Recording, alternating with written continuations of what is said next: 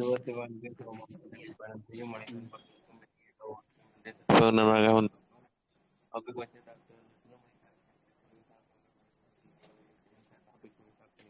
Hello, start பண்ணிக்கலாம் sir. Okay sir. அனைவருக்கும் வணக்கம். மதுரையிலேருந்து அக்குபஞ்சர் மருத்துவர் என்.டி. ரத்னமணி பேசுகிறேன். இன்னைக்கு வந்து சுவை மற்றும் உணவு மருத்துவம் அப்படின்றதுல 18வது வகுப்பு இன்னைக்கு பார்க்குறோம். சரி, ஸோ இன்னைக்கும் வந்து சுவை தான் பார்க்க போகிறோம் முழுமையாக. அதாவது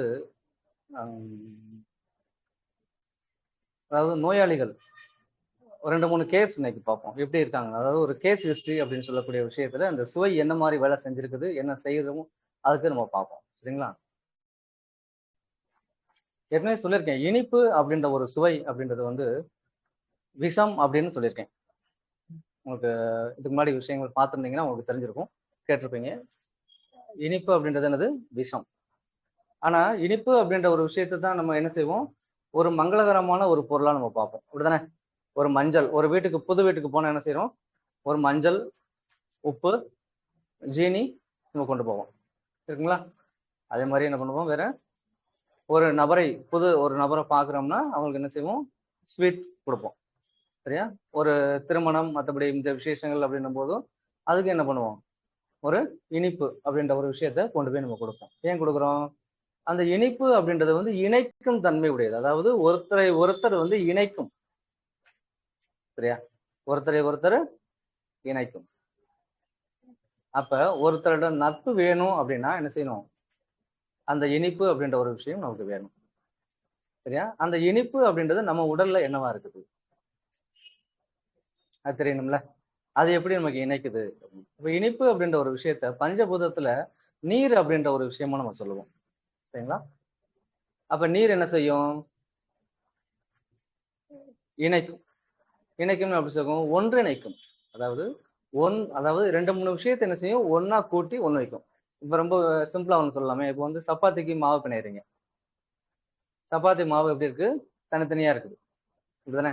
அந்த தனித்தனியான இருக்க மாவை என்ன பண்றோம், கொஞ்சம் தண்ணி ஊத்துனா என்ன செய்யறோம், அப்படியே கட்டி கட்டியா சேருது. அப்ப ஒரு பதத்துக்கு வந்தவொடனே என்ன செய்யணும், நல்லா உருட்டி செய்யணும். அப்போ இவ்வளவு பெரிய மாவு இருந்தது, நிறைய மாவு இருந்தது, என்ன செய்யணும், நல்லா உருட்டி என்ன செஞ்சிடும், ஒரு உருண்டையா கொண்டு வந்துடுறோம். கொண்டு வந்துடுறோமா? அப்ப இந்த மாவு உருண்டையா பிடிக்கணும் அப்படின்னா அந்த தண்ணி வேணும். அந்த உருண்டையா பிடிக்கிறது அப்படின்றது வந்து பல வகையான மாவுகள், அதாவது துகள்களை ஒன்றிணைக்கின்றது. எது? இந்த நீர். இது ஒன்றிணைக்கிறது. சரியா? அப்ப இனிப்பு அப்படின்றது ஒன்றிணைக்கும் தன்மை கொண்டது அப்படின்னு பாக்குறோம். சரியா? இப்ப இந்த தண்ணிய அதிகமாயிருச்சுன்னா, மாவு போட்டு பண்ணிச்சிருக்கீங்க, கொஞ்சம் தண்ணி கூட ஒரு டம்ளர் ஊத்திட்டீங்க தெரியாதனமா. அதாவது டம்ளர்ல எடுத்து ஊத்துனீங்கன்னா கொஞ்சம் கொஞ்சமா ஊத்திருப்பீங்க, ஒரு சொம்புல எடுத்து ஊத்துறீங்க, இப்ப டப்புன்னு கேச கவுத்துட்டீங்க, கூட ஆயிடுச்சு. அப்ப என்ன ஆகும், அந்த ஒன்றிணைந்த ஒன்று பிரிஞ்சிடும். ஒன்றிணைந்தது என்ன செஞ்சிடும், பிரிஞ்சு போயிடும். அதாவது மாவு வந்து என்ன, தண்ணியா போயிடும். சரிங்களா? அப்ப இது என்ன செஞ்சது, இந்த தண்ணி இங்க என்ன வேலை செஞ்சது, அந்த உருண்டையாக ஒன்றிணைத்த ஒன்றை என்ன செஞ்சது, அதான் விஷயம். அப்ப ஒரு பொருளை கட்டமைப்பதற்கு, ஒரு பொருளை ஒன்றிணைப்பதற்கு இந்த இனிப்பு சுவை வேண்டும். ஆனா அதுவே அந்த சுவை மிகுதியானால், எச்சுவை மிகினும் நோய் அப்படின்னு சொல்றோமா இல்லையா? சுவை, அதாவது ஒன்று மிகினும் குறையினும் நோய் அப்படின்னு சொல்லுவோம். சரியா? அது மாதிரி இது வந்து இது சரியான பதத்துல தண்ணி நீங்க கொடுக்கும்போது என்ன செய்யும், அது ஒன்றிணைக்கும். கொஞ்சம் அதிகமா நீங்க தண்ணி, அதாவது சுவை, இனிப்பு சுவை உள்ள கொடுக்கும்போது என்ன செய்யும், அது வந்து அந்த இடத்த, அந்த பொருளை கெட்டு போக வைத்து விடும். சரியா? அப்ப அதுக்கு என்ன செய்யணும், ஒரு பொருள் இனிப்பு கெட்டு போகுதுன்னா அங்க என்ன செய்யணும், இனிப்புல தண்ணி இருக்கக்கூடாது. இனிப்புல ஒரு பண்டத்துல தண்ணி இருக்குன்னா என்ன செஞ்சிடும், அது கெட்டு போயிடும். அப்ப பதத்துக்கு மேல ஒரு தண்ணி இருக்குது அப்படின்னா அந்த தண்ணி, அந்த பொருள் என்ன செஞ்சிடும், கெட்டு போயிடும் அப்படின்னு அர்த்தம். சரிங்களா? அதான் சொன்னேன், இனிப்பு வந்து விஷம் அப்படின்னு சொன்னேன். இனிப்பு வந்து அதிகமாகும் பொழுது அது என்னவா மாறுது, விஷமாக மாறுகிறது. இல்லையா? இப்போ நிறைய நபர்கள் என்ன பண்றாங்க, இப்போ சுகர் பேஷண்ட் நிறைய நம்ம நாட்டுல உருவாயிட்டாங்க, அப்படிதானே? அவங்கெல்லாம் என்ன பண்றாங்க, டீ குடிக்கும்போது சர்க்கரை போடாம பால் டீ குடிக்கிறாங்களா?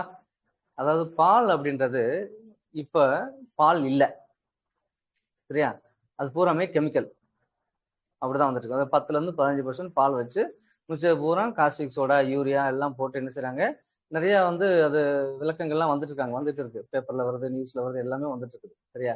பூராமே கெமிக்கல் தான் பால் தயார் பண்றாங்க. அது பூராமே உப்புக்கள்னால கொடுக்குது. அப்ப உப்பு அப்படின்ற போது இங்க என்ன சுவையா இருக்குது, நமக்கு நெருப்பு சுவை. அதாவது நெருப்பு அப்படின்றது நம்ம உப்பு சுவை அப்படின்னு சொல்லுவோம், சரியா? அப்ப அந்த நெருப்பை குளிர்விக்கணும்னா திருப்பி என்ன வேணும், இனிப்பு வேணும். நெருப்பை குளிர்விக்க என்ன செய்யணும், நீர் அப்படின்ற வேணும். நீர்ன்றது இனிப்பு சுவை, சரிங்களா? அப்ப அந்த பால் அப்படின்ற ஒரு விஷயம் உப்பா இருக்கும் பொழுது நீங்க அந்த இனிப்பு ஜீனியை திருப்பி என்ன செய்யணும், கொடுத்தா தான் அந்த பாலை என்ன ஒரு பானமாகவோ நீங்க என்ன செய்யலாம், அருந்த முடியும். அப்படி ஜீனி இல்லாம, சர்க்கரை இல்லாம நீங்க வெறும் டீ, பால் டீ சாப்பிட்டீங்கன்னா அது இன்னும் கெடுதலை உண்டு பண்ணும். நம்ம நினைக்கிறோம் ஜீனி சாப்பிட்டா சர்க்கரை கூடும், அதனால ஜீனி வேண்டாம் அப்படின்னு நினைக்கிறீங்க. ஆனா இந்த ஜீனி இல்லாம இந்த பால் டீ சாப்பிடும் போது அது இன்னும் உங்களை என்ன செஞ்சிடும்,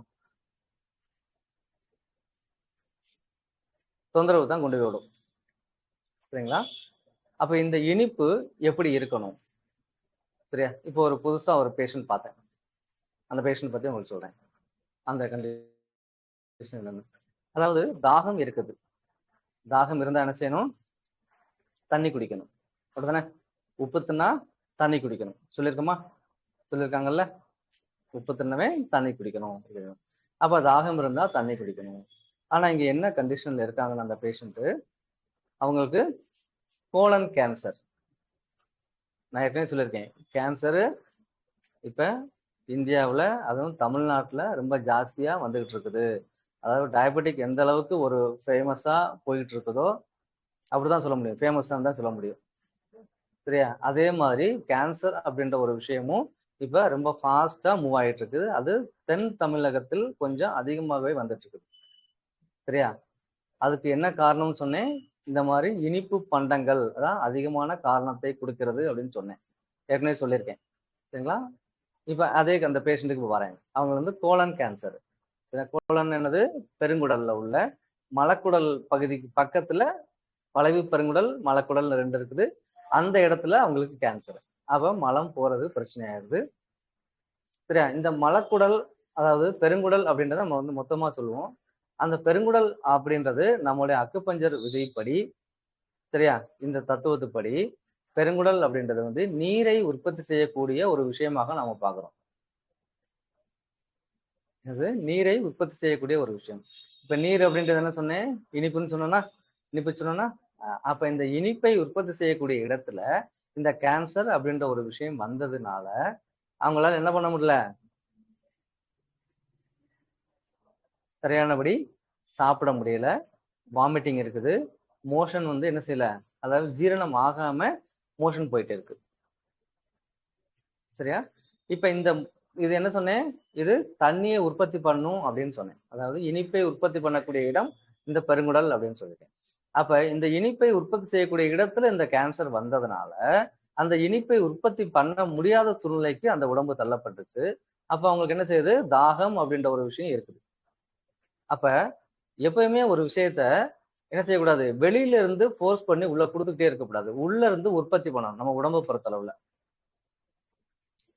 என்ன செய்யணும், உள்ள இருந்து உற்பத்தி பண்ணணும், சரியா? அப்ப உள்ள இருந்து உற்பத்தி பண்ணணும்னா அதுக்கு முதல் காரணம், நீங்க உங்களுடைய வாயில என்ன பொருளை போட்டாலும் அதை நல்லா மென்னு சாப்பிடணும்.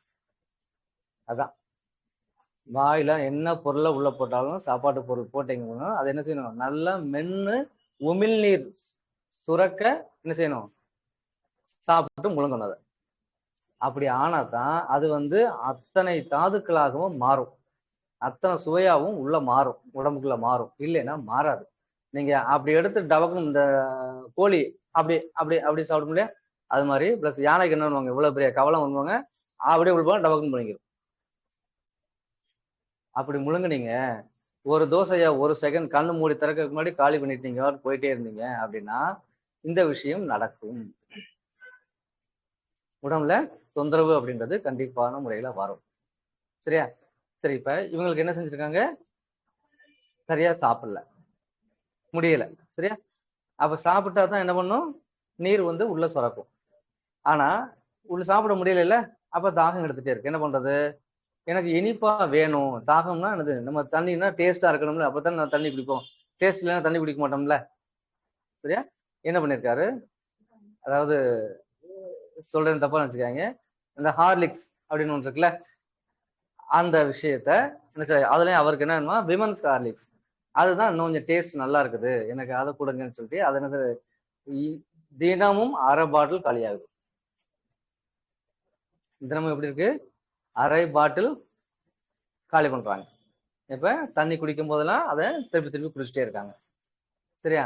அவ இப்படி குடிக்கிறதுனால என்ன நடக்குது? இப்பதான் சொன்னேன், இனிப்பு அதிகமானா அது இருக்கிறத கெடுத்து விட்டுரும் அப்படின்னு சொன்னேன். சரியா? அப்ப இந்த நபருக்கு என்னாச்சு? கால்ல வீக்கம் ஆயிடுச்சு. அதாவது எப்பயுமே தண்ணி எங்க வந்து தேங்கும்? அடியில தேங்கி நின்றோம். மேல போகலைன்னா, அதாவது கெட்டு போச்சுன்னா என்ன செஞ்சிடும்? தண்ணி அடியில தேங்கிரும். அப்ப அடியில தேங்குதல் அப்படின்ற போது வந்து என்ன செய்யுது? அங்க மூட்டுக்கு கீழ்ப்பகுதியில என்ன செஞ்சது? கால் வீக்கம் வந்துருச்சு. சரியா? இதுக்கு முன்னாடியே அவங்க வந்து ப்ராஸ்டேட் அப்படின்ற ஒரு அத விதைப்பை, ஆண் விதைப்பையில என்ன செஞ்சது? வீக்கம் வந்துருச்சு. ஒண்ணுக்கு போகல, வயிறு வீக்கம் எடுத்துருச்சு. சொல்ல புரியுதுங்களா? இனிப்பு என்ன வேலை செய்யுதுன்னு பாத்தீங்களா? அப்ப நம்ம இந்த சாப்பிடக்கூடிய இந்த விஷயங்கள், இதுல இன்னொரு விஷயம் செய்யறாங்க.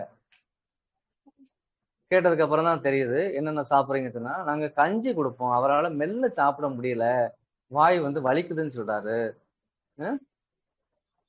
அப்படின்னு சொல்லிட்டு என்ன செய்றாங்க? கஞ்சி கொடுத்தேன் அப்படின்னாங்க. என்ன கஞ்சி கொடுத்தாங்க? நம்ம சத்து மாவு கஞ்சின்னு கொடுக்குறோம் இல்லையா? சத்து மாவு கஞ்சி நிறைய பேர் கொடுத்துட்டு இருப்பீங்க நினைக்கிறேன், சாப்பிட்டுட்டு இருப்பீங்க நினைக்கிறேன். அது நல்லது அப்படின்னு சொல்லி நீங்க சாப்பிட்டுட்டு இருக்கீங்க. சரியா? அந்த சத்து மாவுல என்னெல்லாம் போடுறீங்க? நிறைய அரிசிகள் வகைகள் போடுறாங்க. ஒரு 16 17 வகையான அரிசிகள் பொருள்கள் எல்லாமும் சேர்த்து போடுறீங்க. அதுல முக்கியமா இந்த முந்திரி, பாதாம், பிஸ்தா இந்த விஷயங்களும் சேர்ந்து வந்துருது. சரியா? ஒரு 100 கிராம் வந்து ஒரு அரிசி போட்டீங்கன்னா இதுல வந்து 25 கிராம் வந்து இந்த மாதிரி பருப்பு வகைகள் போட்டு, நட்ஸ் வகைகள் போட்டு என்ன செய்றீங்க? சாப்பிடுறீங்க. சரியா?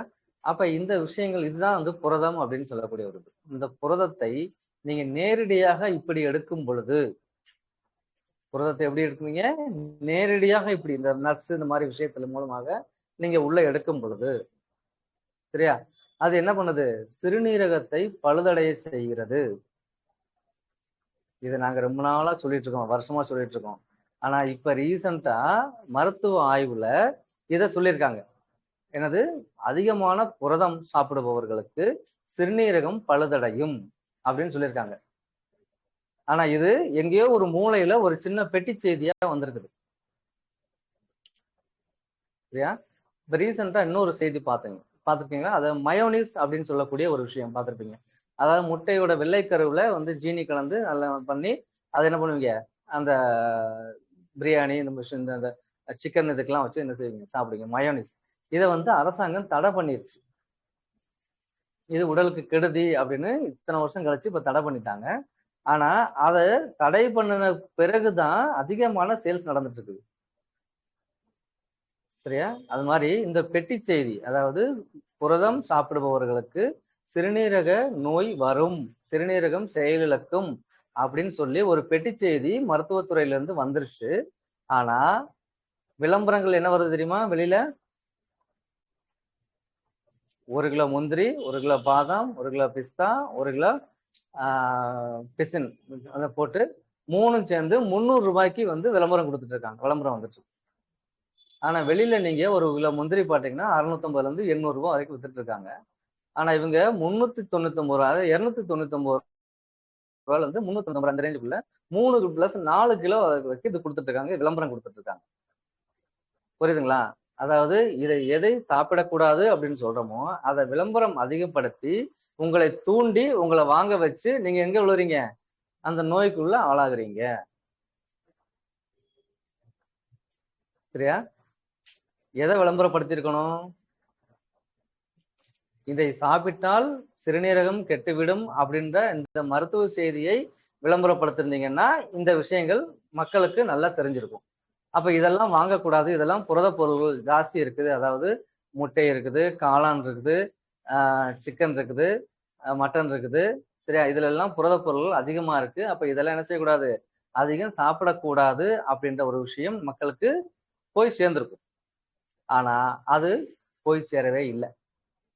விளம்பரம் எப்படி இருக்குது, இதை இன்னும் விலை மலிவாக நாங்க கொடுக்குறோம், நீங்க எவ்வளவு வேணாலும் வாங்கி சாப்பிடுங்க அப்படின்னு வாங்கி சாப்பிட சொல்லிட்டு இருக்காங்க. சரிங்களா? அப்ப இந்த மாதிரி சாப்பிட்டதோட விளைவு இந்த புரத பொருள், இந்த சத்து மாவு கஞ்சின்னு இவங்க சாப்பிட்டாங்கல்ல, அந்த நபர் சாப்பிட்டாரு. அவருக்கு வயசு வந்து ஒரு 62 வயசு. சரியா? அது சாப்பிட்டதுனால புராஸ்டேட் வீக்கம் வந்துருச்சு. நான் என்ன சொன்னேன், பெருங்குடல்ல தொந்தரவு இருந்ததுனால நீரை உற்பத்தி பண்ண முடியல, அதாவது புரதம் உற்பத்தி ஆகல அங்க. அதனால தாகம் எடுக்குது. தாகம் எடுக்கிறதுனால இவர் என்ன பண்ணிட்டாரு, தண்ணி குடிக்க முடிஞ்சா தண்ணி, வெறும் தண்ணியை குடிக்க முடியல, அதனால டேஸ்டா வேணும்னு சொல்லிட்டு ஹார்லிக்ஸ் போட்டு குடிச்சிட்டாரு. ஆனா அதுக்கு போக மெல்ல முடியல அப்படின்றதுக்காண்டி சத்து மாவு கஞ்சியை வாங்கி சத்து மாவும் சேர்ந்து குடிச்சாச்சு. இதுல என்ன பண்ணுச்சு, அந்த நீர் பூரா தேங்குதல் நடைபெறும்னு அந்த வாத பித்த கபம் அப்படின்ற இடத்துல வாதம் அப்படின்றத தேங்குதல். இங்க வாத குற்றம் என்னது, தேங்குதல், அதாவது இயங்க முடியாத நிலையிலிருந்து வாத குற்றம் அப்படின்னு சொல்லுவோம். நம்ம அக்குபஞ்சல என்ன செய்வோம், சித்தா அக்குபஞ்சலாம் வாத குற்றம் அப்படின்னா தேங்குதல், அதாவது இயங்க இயலாத நிலை அப்படின்ற ஒரு விஷயம் சொல்லுவோம். அப்ப கால் என்ன செஞ்சிருது, அதாவது யூரின் பார்த்து அந்த விதைப்பையும் இயங்க முடியாம வீங்கிச்சு. அப்ப ஒண்ணுக்கு போறது போகல, வயிறோட வீக்கம் ஜாஸ்தியா இருக்கு, வயிறு வலி ஆரம்பிச்சிருச்சு. சரியா? கால் மூட்டுல இருந்து வீங்கிருச்சு. என்கிட்ட கூட்டு வரும்போது என்ன செஞ்சாங்க, காலில் வெடிப்பு வந்துருச்சு. வெடிச்சு அங்கங்க பொத்து போய் என்ன செஞ்சது, நீர் வலிய ஆரம்பிச்சிச்சு. சரியா? அந்த கேன்சரோட ஸ்டேஜ் 3வது ஸ்டேஜுக்கு மேல போயிடுச்சு. அதனால அவங்க மருத்துவம் பார்க்கல. சரியா? சரி, அவங்க பார்க்க முடியாது அப்படின்னு சொல்லிட்டுனால சரி இவங்களால முடிஞ்சதை நீங்க பாருங்கன்னு சொல்லி பார்க்க வந்தாங்க. ஆனா என்ன செஞ்சுட்டு இருக்காங்க, இடையில இந்த மாதிரி சாப்பாடுகள் அந்த நோயை இன்னும் அதிகப்படுத்தி விட்டது. சரியா? அப்ப இந்த விஷயத்துல எல்லாம் நீங்க நிப்பாட்டுங்க அப்படின்னு சொன்னதுக்கு அப்புறம் 2 நாள்ல அந்த கால் வீக்கம் என்ன செஞ்சது, வத்திருச்சு. 2 நாள்ல கால் வீக்கம் வத்திருச்சு. அந்த புண்ணுல அந்த பொத்து பொத்து தண்ணி வந்தது இல்லையா, அந்த தண்ணி எல்லாம் இருந்து கால் வீக்கம் வத்திருச்சு. ஆனா அந்த தாகம் எடுத்து உள்ள சாப்பிட்டார் இல்லையா, அந்த சாப்பிட்டதோட விளைவு உள்ள போய் சிறுநீரகத்தை செயலிழக்க வச்சுட்டு அந்த நபர் 1 வாரத்துல அவங்க இறந்து போயிட்டாங்க. இது ஒரு முத்தின ஸ்டேஜ்ல வந்ததுனால அவங்க அந்த இதுக்கு இறந்துட்டாங்க. ஆனா இந்த இதற்கு காரணம் என்ன, அவங்க சாப்பிட்ட சாப்பாடு, அவங்க சாப்பிட்ட சுவை. அதான் சொன்னேன், இனிப்பு அப்படின்றது ஒரு விஷம். அந்த விஷத்தை மருந்தாக மட்டுமே பயன்படுத்த வேண்டும், உணவாக பயன்படுத்தக்கூடாது.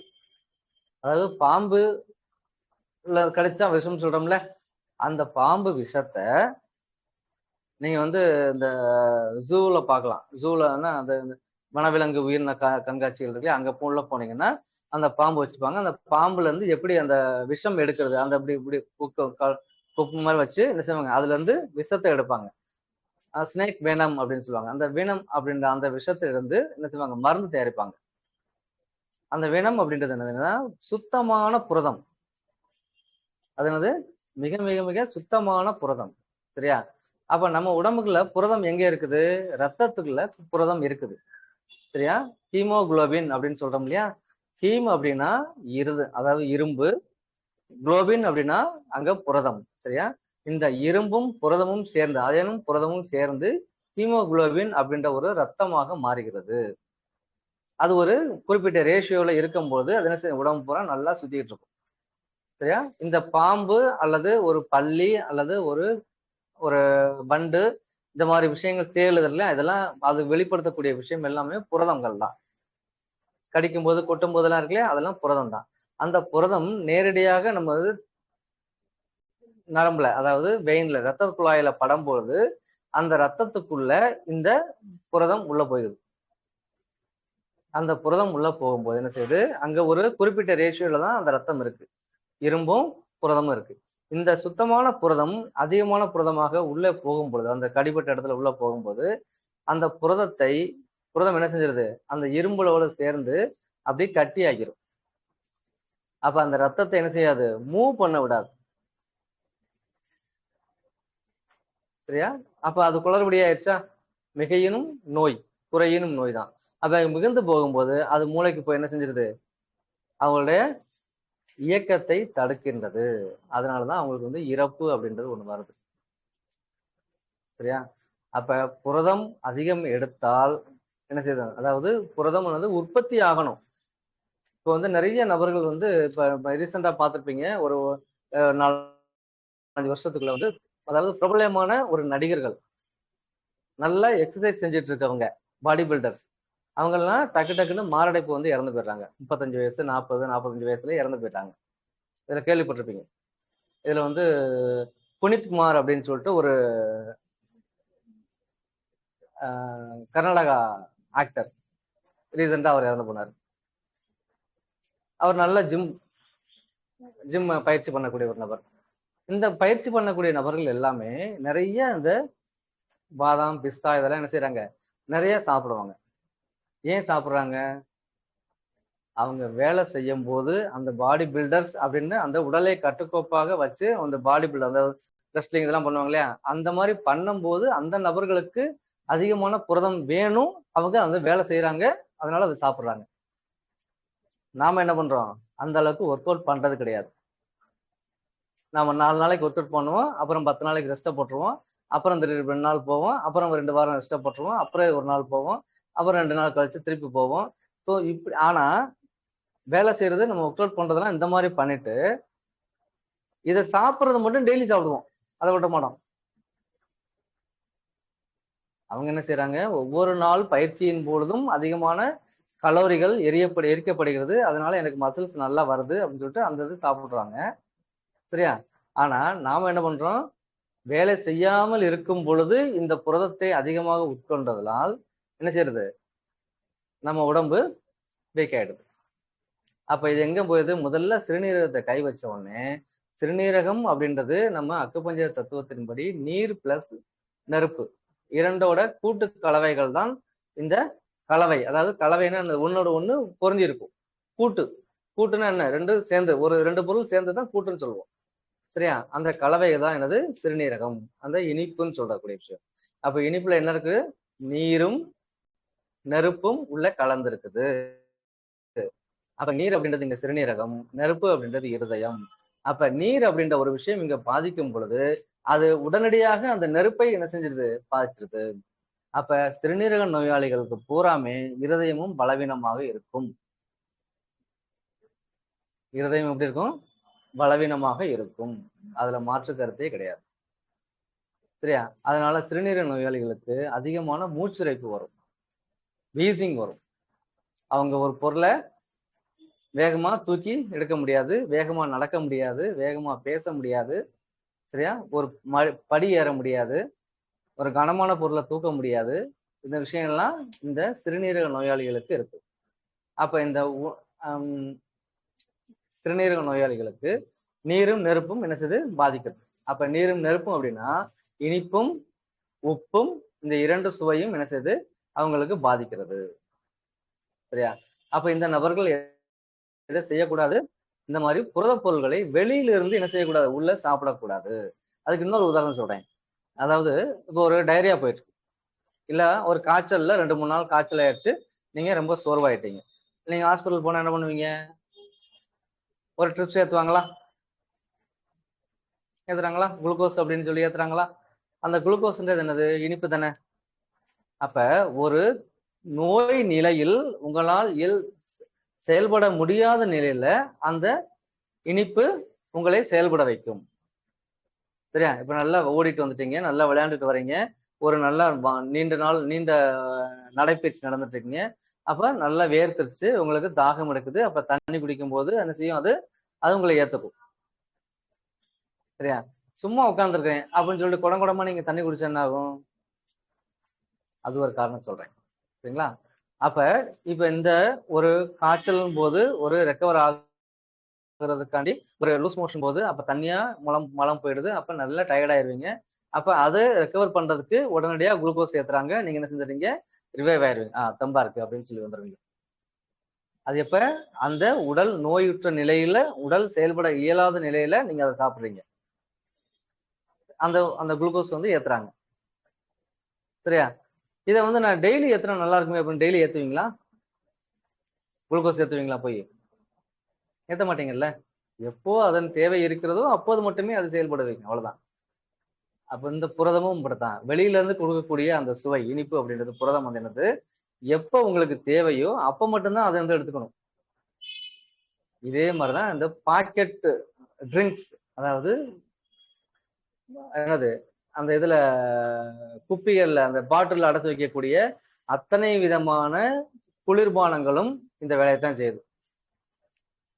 அதுல இருக்கிறது பூராமே 80% என்னது? 60ல இருந்து 80% இனிப்பு மட்டும்தான் இருக்கு, புரதம் மட்டும்தான் இருக்கு. அதனாலதான் அதை குடிச்ச உடனே எனக்கு வந்து ஒரு தெம்பா இருக்கு மாதிரி தெரியுது அப்படின்னு ஒரு தோற்றத்தை உண்டு பண்ணுது, மாய தோற்றத்தை உண்டு பண்ணுது. புரதம் அப்படின்னாலே மாயம். அது புரதம்னாலே என்னது? அது ஒரு மாயம். அந்த மாயத்தை உண்டு பண்றதுனால நீங்க என்ன செஞ்சுறீங்க? மாயம் தானே நமக்கு அதிகம் பிடிக்கும். எப்பவுமே மறைபொருளா இருக்கிறத தான் பார்க்கணும் விருப்பப்படுவோம்.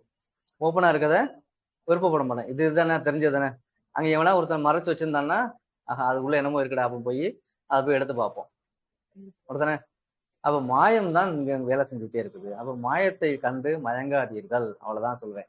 அதாவது விளம்பரங்கள், அதாவது உங்களை கவரக்கூடிய ஒரு விஷயங்கள் எல்லாமே என்னது? அந்த விஷம். விஷம் எப்படி இருக்கும்? அதாவது இந்த குன்றுமணி அப்படின்னு சொல்லிட்டு ஒரு குன்றுமணி ஒரு முத்து பார்த்திருக்கீங்களா? சிகப்பும் கருப்பும் சேர்ந்த ஒரு இருக்கும். கடுமையான விஷம் அது. அது ஒரு தாவரம். சரியா? அது எப்படி இருக்கும்? அழகா இருக்கும், சூப்பரா இருக்கும். அதெல்லாம் வந்து இந்த பிள்ளையார் செய்வோம் அப்படின்னா அது பிள்ளையாருக்கு கண்ணா வைப்போம். சூப்பரா இருக்கும். சரிங்களா? அப்ப அழகான அத்தனையுமே வந்து என்னது? விஷம். அது எதை வேணாலும் எடுத்துக்கலாம். அழகு அப்படின்னாலே என்னது? அது ஆபத்து அப்படின்னு தெரிஞ்சுக்கணும். சரியா? அப்ப இனிப்பு அப்படின்றது என்னது? விஷம். அப்ப இனிப்பை எப்படி சாப்பிட வேண்டும் அப்படின்றது தெரிஞ்சிருக்கணும். சரியா? இப்ப சாப்பிடும் போது தண்ணி குடிக்காதீங்க அப்படின்னு நிறைய தடவை சொல்லியிருக்கேன். இப்ப புரியுதா? ஏன் சொல்லுன்னு புரியுதா?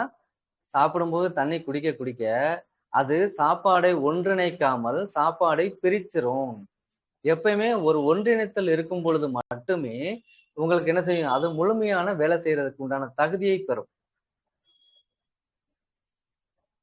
ஒரு கிளாஸ்ல 10 பேர் இருக்காங்கன்னா 10 பேரும் ஒரு கிளாஸ்ல இருக்கும் பொழுதுதான் அவங்களுக்கு பாடம் எடுக்க முடியும் நல்லா. சரியா? 10 பேரும் 10 இடத்துல இருக்காங்க. நீங்க இப்ப பாடம் எடுக்குன்னா 10 பேரும் உங்களை கேட்பாங்களா? இப்ப ஆன்லைன்ல இப்ப நான் சொல்றேன், இப்ப 10 பேர் இங்க கேட்டுட்டு இருக்கீங்கன்னு வச்சுங்களேன். என்ன கண்ணோட்டத்துல கேட்டுட்டு இருப்பீங்க? 10 பேர்ல ஒரு 3 பேரு ஏதோ ஒரு விஷயம் சொல்றாங்க அப்படின்னு கேட்பீங்க. இன்னும் 2 பேரு சரி நம்ம பேசிட்டே இன்னொரு வேலையை பார்த்துட்டு இருப்போம் அப்படின்னு பார்த்துட்டு இருப்பீங்க. இன்னும் 2 பேரு சரி ஓட்டு மட்டும் தான் கிளாஸ் இருக்கோம்ல அப்படின்னு சொல்லிட்டு போயிட்டே இருப்போம். அப்ப 10 பேரும் ஒரு இடத்துக்குள்ள இருக்காதனால என்ன செய்ய முடியல? எல்லாருக்கும் அந்த விஷயம் போய் சேராது. சரிங்களா? அப்ப ஒரு வகுப்பறைக்குள்ள இருக்கும் பொழுது நம்ம சொல்லக்கூடிய விஷயங்கள் அந்த 10 பேருக்கும் முழுமையா போகும்.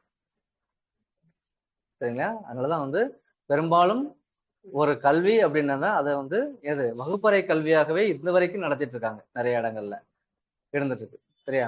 எங்கேயுமே வந்து வகுப்பறையில ஒரு வகுப்புக்கு உள்ள இருந்து ஒரு கல்வி போதனை செய்யும் போது என்ன செய்யும்? அந்த அந்த கல்வி எல்லா மாணவர்களையும் என்ன செய்யும்? ரீச் ஆகும். சரியா? அப்ப இந்த நீர் என்ன செய்யுது? நம்ம சாப்பிட சாப்பிட தண்ணிய கொஞ்சமா சாப்பிட்டு இருந்தோம்னா இடையில குடிச்சோம்னா என்ன செய்யும்? அந்த நீர் அந்த உணவை எல்லாம் ஒருங்கிணைத்து அதை ஜீரணம் செய்வதற்கு உண்டான வேலையை அங்க செய்ய ஆரம்பிக்கும். நம்ம சாப்பிடும்போது ஒவ்வொரு சாப்பாட்டுக்கும் இடையில ஒவ்வொரு வாய் சாப்பிட்டோன்னே ஒரு தண்ணி குடிக்கிறது. நம்ம குழந்தைக்கு அப்படித்தானே கொடுக்குறோம். ஒரு வாய் சாப்பிட்டோன்னே ஒரு இட்லியை கொஞ்சம் பிச்சு கொடுத்தோன்னே ஒரு பாட்டில தண்ணியை உள்ள ஊத்திடுறோம். இன்னொரு வாய் கொடுத்தா திருப்பி உள்ள ஊத்திடுறோம். அது மென்னு சாப்பிடுறதுக்கு வழியே நம்ம கொடுக்க மாட்டேன்றோம். அப்ப என்ன நடக்குது? அது உள்ள போக போக அது என்னது? முழுமையான ஜீரணம் நடக்காம முழுமையான குளுக்கோஸ், நல்ல விதமான குளுக்கோஸை உற்பத்தி பண்ணாம கெட்ட குளுக்கோஸா மாறி அந்த உடல் எப்படி இருக்கும்? பொது பொது பொது பொதுன்னு ஊதிடும். என் குழந்தை ரொம்ப ஜப்பியா இருக்குது, நல்லா குழு குழுன்னு இருக்குது, எப்படி சாப்பிட்டுருக்கு பார்த்தியா? எப்படி சாப்பிட்டுருக்கோம்? இந்த மாதிரி ஊத்தி ஊத்தி என்ன செஞ்சிருவீங்க? குழு குழுன்னு வச்சிருப்பீங்க. அது என்ன செய்யும்? ஒரு வேலையும் செய்யாது. அது என்ன செய்யாது? ஒரு வேலையும் செய்யாது. பேசாம பிடிச்ச பிள்ளையார எப்படி உட்காந்துருக்குமோ அது மாதிரி உட்காந்துருக்கும். ஆனா நல்லா மென்னு சாப்பிடுற குழந்தைகள் எப்படி இருக்கும்? நல்லா ஓடி விளையாடும் அது பாட்டுக்கு. ஆளு ஒல்லியா இருக்கும், குடு குடு குடுன்னு ஓடும், குடுன்னு வரும், நல்லா விளையாடும், போய் வரும், அப்ப சாப்பிடும், போயிட்டே இருக்கும். அது என்ன செய்யும்? நல்லா மென்னு சாப்பிடும். மென்னு சாப்பிட்டா தண்ணி குடிக்க வேண்டிய அவசியம் இருக்காது. சரிங்களா? அதே மாதிரி சாப்பிட்டு முடிச்ச உடனேவும் வாயில உள்ள துகள்களை கலெக்ட் பண்ணி திருப்பி உள்ள முழுங்குறதுக்கு மட்டும்தான் ஒரு 1/2 கிளாஸ் டம்ளர் தண்ணி. சரிங்களா? வாயில இருக்கக்கூடிய துகள்களை மறுபடியும் என்ன செய்யணும்? உள்ளே அனுப்புவதற்காக மட்டும் திருப்பி 1/2 கிளாஸ். சரிங்களா? அப்படி குடிச்சா அது முழுமையான ஜீரணத்துக்கு வழிவகுக்கும். ஆனா நம்ம என்ன பண்றோம்? சாப்பிட்டு முடிச்ச உடனே ஒரு சொம்பு தண்ணிய கட கட கட கடன்னு உள்ள ஊத்திடுறோம். சாப்பிட்டு பிரயோஜனமே இல்லை. நீங்க எவ்வளவு சத்தான உணவு சாப்பிட்டிருந்தாலும் என்ன செய்யல? அதுல பிரயோஜனமே இல்லை. இதுக்கு இன்னொரு உதாரணம் சொல்றேன். மாவு ஆட்டிருக்கீங்களா? வீட்டுல கிரைண்டர் வச்சு? இப்ப யாரு? இப்ப நிறைய பேர் எல்லாமே வந்து வெளியில தான் மாவு வாங்கிட்டு இருக்கீங்க. அதனால கிரைண்டர் ஆட்டுற பழக்கம் இல்லை. அது எப்படி இருக்குன்னு தெரிய மாட்டேங்குது பல பேருக்கு. மாவு ஆட்டும் போது அப்படித்தான். அரிசி ஆட்டும் போது என்ன செய்யணும்? கொஞ்சம் கொஞ்சமா தான் தண்ணி தெளிச்சுதான் ஆட்டணும். அது ஸ்டக் ஆகும்போது தண்ணி தெளிக்கணும், ஆட்டணும். ஸ்டக் ஆகும்போது தெளிக்கணும், ஆட்டணும். அவ்வளவு. அதுல போய் ஊத்திட்டீங்கன்னா அந்த மாவு ஆட்டுமா? மாவு ஆட்டாது.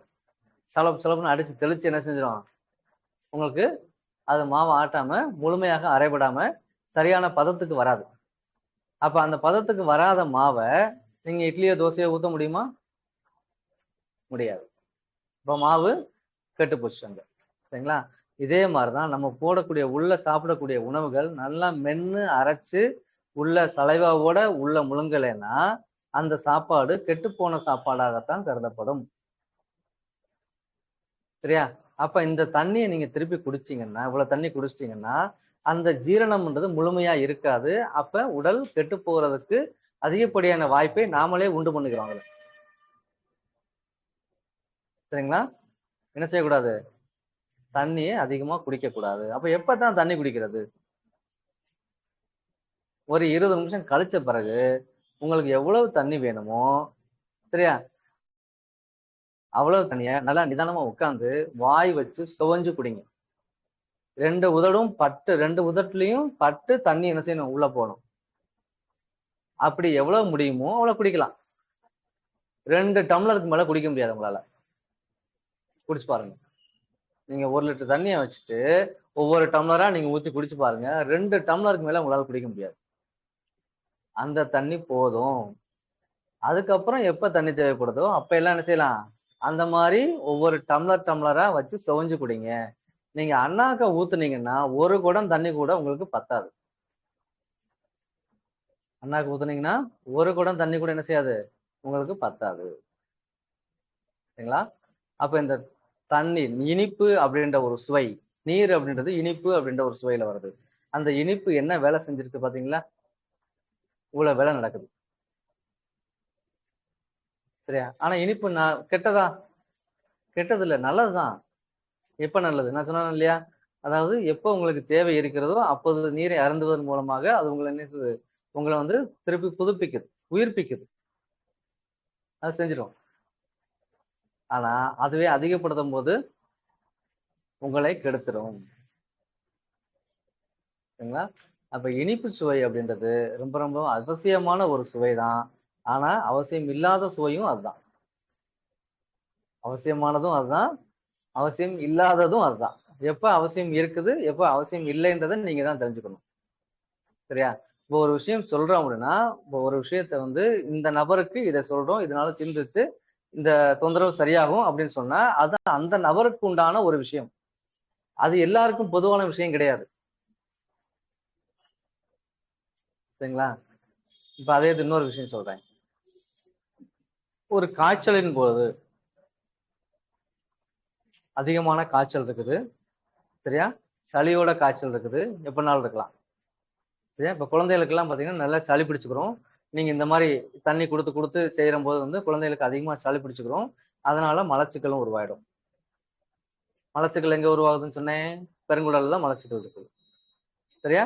அப்ப பெருங்குடல் என்ன செய்யுது? மலச்சிக்கல்னா அங்க தண்ணி உற்பத்தி செய்யக்கூடிய இடம் அப்படின்னு சொன்னேன். அப்ப மலம் எப்ப வெளியில போகும்? அங்க தண்ணி இருந்தா தான் மலம் வெளில போகும். தண்ணி இல்லைன்னா வறண்டு போயிடும். வறண்டுச்சுன்னா மலம் என்ன செய்யாது? போகாது. ஒரு இடத்துல தண்ணி இப்ப கோப்பையில வந்து டாய்லெட் என்ன செய்யுது? தண்ணி இல்ல. என்ன செஞ்சிடும்? காஞ்சு போயிடும். காஞ்சு போச்சுன்னா திருப்பி போயிருமா சீக்கிரமா? போகாது. தண்ணி இருந்தா தான் தண்ணி ஊத்துன உடனே டக்குன்னு போகும். இல்லைன்னா போகாது. சரியா? அப்ப மலக்குடல்ல நீர் உற்பத்தி செய்ய முடியல. மலக்குடல்ல நீர் இல்லை அப்படின்னா மலம் என்ன செய்யாது? போகாது. வறண்டு போயிடும். அதனால நிறைய குழந்தைகள் மலச்சிக்கலினால கஷ்டப்படுறாங்க. எதனால? இந்த மென்னு சாப்பிடாததுனால இந்த மலச்சிக்கல் வருதுல கஷ்டப்படுறாங்க. அப்ப மென்னு சாப்பிட்டா மலச்சிக்கல் சரியாயிடும். சரியா? நிறைய பைல்ஸ் கம்ப்ளைண்ட் இருக்குது. நிறைய அந்த பிஸ்டுலா கம்ப்ளைண்ட் இருக்குது. நிறைய மலவாய் எரிச்சல் கம்ப்ளைண்ட் இருக்குது. சரியா? மலம் கட்டியா போது இருக்குது. மலம் போக மாட்டேங்குது. புடிச்சு இழுக்கணும் அப்படின்ற நிலைமையில இருக்காங்க. சரியா? சோ இந்த நபர்கள் எல்லாமே பிளஸ் என்ன செய்யுது? நல்லா தனியா போய் எனக்கு லூஸ் மோஷனா போயிட்டு இருக்குது. சோ இந்த நபர்கள் எல்லாமே மென்னு சாப்பிட்டீங்கன்னா இந்த நோய் வராது. வந்தா மருத்துவம் பார்க்கணும். அது வேற விஷயம். ஆனா வராம பார்க்கணும்னா நீங்க மென்னு சாப்பிடணும். அப்ப குழந்தைகள்ல இருந்தே இந்த மென்னு சாப்பிடக்கூடிய பழக்கத்தை நீங்க உண்டு பண்ணீங்கன்னா என்ன செய்யாது? இந்த மலக்குடல் அப்படின்ற ஒரு விஷயம் நல்லா சுத்தமாயிடும். மலம் சுத்தமாயிருச்சு, மலக்குடல் சுத்தமாயிருச்சுன்னா அங்க சுரக்கக்கூடிய சுரப்புகள், அதாவது நீர் வந்து என்னதும் அருமையான ஒரு நீர் வந்து உற்பத்தி பண்ணும். அந்த நீர் தான் புரதம் அப்படின்னு சொல்லக்கூடியது. இந்த புரதம் தான் என்ன செய்யும்? மூளையை உங்களுக்கு என்னது கட்டமைக்கிறது. பெருங்குடல் அப்படின்றது என்னது? பெருமூளை. சிறுகுடல் அப்படின்றது சிறுமூளை அப்படின்னு சொல்லுவோம். அப்ப இந்த பெருங்குடல் என்ன செய்யுது? மூளையை கட்டமைக்கிறது. அப்ப மூளைக்கு ஒரு சிக்னல் போகணும் அப்படின்னா பெருங்குடல் என்ன செய்யணும்? நல்லா இருக்கணும். எனக்கு நல்லா கொசு கடிக்குது அப்படின்னா பெருங்குடல் நல்லா இருந்தா தான் இந்த கொசு கடிக்கின்றத ஒரு விஷயத்தையே மூளைக்கு சொல்லும் போய். அங்க இருந்து மூளை என்ன செய்யும்? திருப்பி ஏய் அந்த கொசு கடிக்குது, அந்த கொசு அடி அப்படின்னு சொல்லும் அது. இல்லைன்னா சொல்லாது. சரியா? இப்போ உங்களுக்கு இப்ப டைரியா போச்சு, உடல்ல தண்ணி வத்தி போச்சு அப்படின்னா உங்களால எந்திரிச்சு வேலை செய்ய முடியுமா? உங்களை ஏதாவது சொன்னா செய்வீங்களா? ஏதாவது யோசனை பண்ண முடியுமா உங்களால? எந்த திங்க்கும் பண்ண முடியாது. சரியா? உங்களால யோசனையே பண்ண முடியாது. உங்களால எந்திரிக்கவே முடியாது. அதுதாங்க விஷயம். அப்ப பெருங்குடல் நல்லா இருக்கு நபர்கள் ஆரோக்கியமா இருப்பாங்க, வலிமையா இருப்பாங்க. அவங்கதான் என்ன செய்வாங்க? ஒரு நீதியை நிலைநாட்டக்கூடிய ஒரு நபரா இருப்பாங்க. சரியா? உடல் அளவிலும் மனதளவிலும் ரொம்ப வலிமை மிக்கவர்களாக இருக்கணும் அப்படின்னா இந்த பெருங்குடல் அப்படின்ற ஒரு விஷயம் நல்லா இருக்கணும்.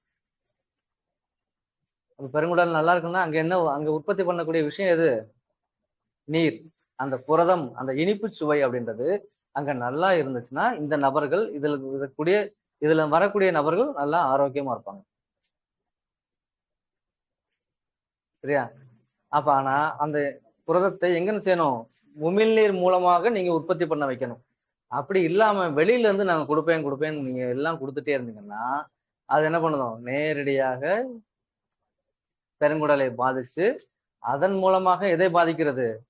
சிறுநீரகத்தையும் இருதயத்தையும் பாதித்து உங்களுடைய வாழ்வை கேள்விக்குறியாக்கிவிடும். சரியா? இதைத்தான் அங்க பார்க்க வேண்டிய விஷயம். இந்த இனிப்பு சுவை அப்படின்றது ஒரு விஷம் அப்படின்னு சொன்னோம்னா அதுதான் அங்க விஷயம். சரியா? அப்ப ஒரு சுவையை யாருக்கு சாப்பிடணும், யாருக்கு சாப்பிடக்கூடாது அப்படின்ற விஷயமும் தெரிஞ்சுக்கணும். சரிங்களா? இந்த கல்வியை மதுரையில நம்ம என்ன செஞ்சுட்டு இருக்கோம்? கிட்டத்தட்ட 15 வருஷமா கத்துக் கொடுத்துட்டு இருக்கோம். இதை சுவை அடிப்படையில அக்குபஞ்சர் அப்படின்ற ஒரு விஷயத்துல கத்துக் கொடுத்துட்டு இருக்கோம். எம்ஜிஆர் வசந்த் அக்குபஞ்சர் குர்சா கிளினிக் அப்படின்றதுல மதுரையில. சரியா? நாங்க கிளாஸ் எடுத்துட்டு இருக்கோம். இந்த அக்குபஞ்சர் வகுப்பு வந்து 3 வருட படிப்பாக நாங்க சொல்லி கொடுத்துட்டு இருக்கோம். 15 வருஷமா சொல்லி கொடுத்துட்டு இருக்கோம். சரிங்களா? ஸோ விருப்பப்படும் நபர்கள் சேர்ந்து நீங்க பயிலலாம். சரியா? உங்களுக்கு தேவைப்படக்கூடிய நபர்களுக்கும் இதை நீங்க கண்டிப்பா நீங்க பாஸ் பண்ணுங்க. சரியா? ஒரு மருத்துவம், அருமையான ஒரு தமிழ் வழி மருத்துவத்தை நீங்க நிறைய நபர்களுக்கு கொண்டு போகணும். நிறைய வீட்டுல இருக்க பெண்களுக்கு இதை என்ன செய்யணும்? இது தெரியணும். சரி, அவங்க தான் சாப்பாடு அப்படின்ற ஒரு விஷயத்த நமக்கு கொடுக்குறாங்க. நல்ல விதமா செஞ்சு கொடுக்குறாங்க. ஸோ அவங்க யாருக்கு என்ன மாதிரி சாப்பாடு கொடுக்கணும் அப்படின்ற விஷயத்த அவங்களுக்கு தெரிஞ்சுக்கிச்சுன்னா, இன்னும் நோயற்ற வாழ்வை நமக்கு என்ன செய்யலாம்? அவங்க குடுப்பாங்க. சரிங்களா? அப்ப வீட்டுக்கு ஒரு மருத்துவர் அப்படின்ற மாரி ஒரு நபர் இருந்தாங்கன்னா, எந்த நோயும் வராமல் என்ன செய்யலாம் நம்ம பார்த்துக்கலாம். சரிங்களா? ஓகே. இன்றோடு இந்த வகுப்பு நிறைவடைகிறது. இதுல எதுவும் டவுட் இருந்தா நீங்க கேட்கலாம். சார்?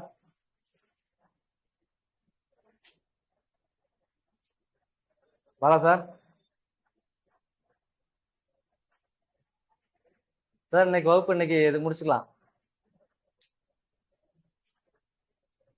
ஹலோ? சார் இருக்கீங்களா?